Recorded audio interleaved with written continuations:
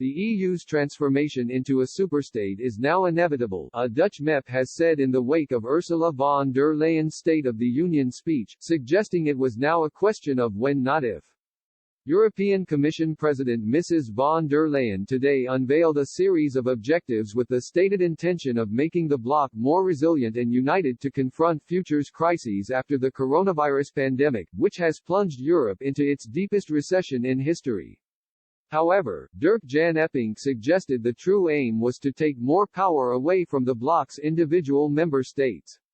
Mr. Epping, member of the Right-Wing Forum for Democracy (FVD) party, pointed to plans to establish a health care union as evidence, as well as questioning who would ultimately end up fitting the bill. He said, "This State of the Union was a power grab. It is no longer a question of whether the EU wants to become a superstate, but when this will become a reality." The COVID-19 crisis is used to centralize controversial topics under a Brussels bureaucracy. Those are ambitious plans. But who is going to pay? The Dutch taxpayer will bleed. Fortunately, the member states still have a vote on these plans in their national parliaments. The big question, where are the mainstream political parties in this debate? FVD reaches out to them to block these unfortunate plans in Brussels. Mr. Epping warned, with the European Health Union, the Brussels bureaucrats come to your bedside.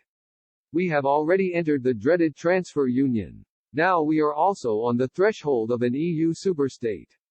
The EU will take further control of our lives. The bigger, the more authoritarian. During her speech, Mrs. von der Leyen said, "For me, it is crystal clear, we need to build a stronger European health union. And to start making this a reality, we must now draw the first lessons from the health crisis. We need to make our new EU4 health program future-proof. This is why I had proposed to increase funding, and I am grateful that this Parliament is ready to fight for more funding and remedy the cuts made by the European Council." Her speech concluded, "When we had to find a way forward for our future, we did not allow old conventions to hold us back. When we felt fragility around us, we seized the moment to breathe new vitality into our union. When we had a choice to go it alone like we have done in the past, we used the combined strength of the 27 to give all 27 a chance for the future."